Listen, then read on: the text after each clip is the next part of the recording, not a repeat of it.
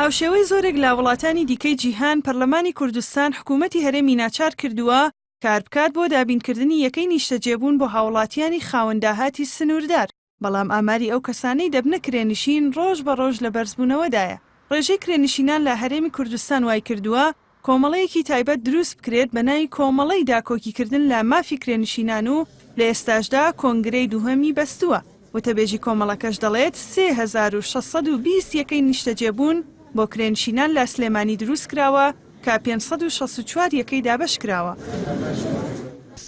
3620 یەکە لە شاری سلێمانیە لە ئامادەکردنە 564 یەکەی دابەش کرا،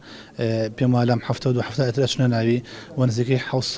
900 خانووی لە ناوچەی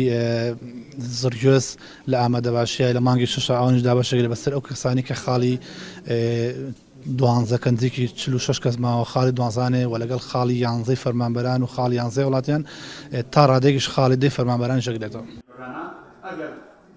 لە ساڵی 2008 یاسای دابینکردنی خانووی نیشتەجێبوون بۆ دانیشتوان لە هەرێمی کوردستان دەرچووە و دواتر لە ساڵی 2011 هەموار کراوەتەوە کە باس لە دابینکردنی یەکەی نیشتەجێبوون بۆ کەسانی کەم دەرامەت یان کرێنشین دەکات.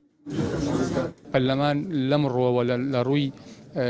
دەسەڵاتی چاودێریەوە و بە تایبەتی لە سەروبەندی باشتربوونی قەیرانی داراییە و بیر لەوە بکاتەوە خێراتر ئەمانە بکرێن و هەروە بە بڕوای من ێستا لە پەرلەمان لە هەمواری یاسای وەبەرهێنانی شاکەیستا ئێمە خەریکی هەمواری یاسای وەبەرهێنانین لەمەشا باشتر ئەو یەکەی نیشتەجێبوونانی کە دروست دەکرێت یانی لە خزمەتی کرێنشین و کەم دەرامەتا بێت.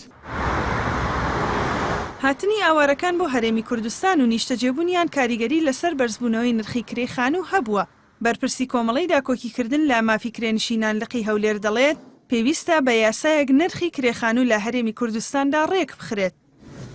لە بەرنامەی داهاتوو پاشی ئەوم کۆنگرە ئینشاڵڵا سەرکەوت و کۆتایی دێت ئێمە پرۆژەی خۆشمانەوە پێشتیش پرۆژە بەدایان پرۆژەمانداوە بەلانی پێندار چ بە وەزارەتی ئاوادانکردنەوە چ بە لجنەی ئاوادانکردنەوەی پەرلەمان بەدایان پرۆژەی باشمان تەقدیم کردووە ئەتوانم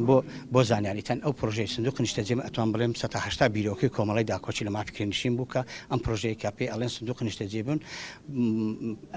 یەکەی نیشتەجێبوون دروستەکەی بێ پێشینە بۆ ماوەی 25 ساڵ.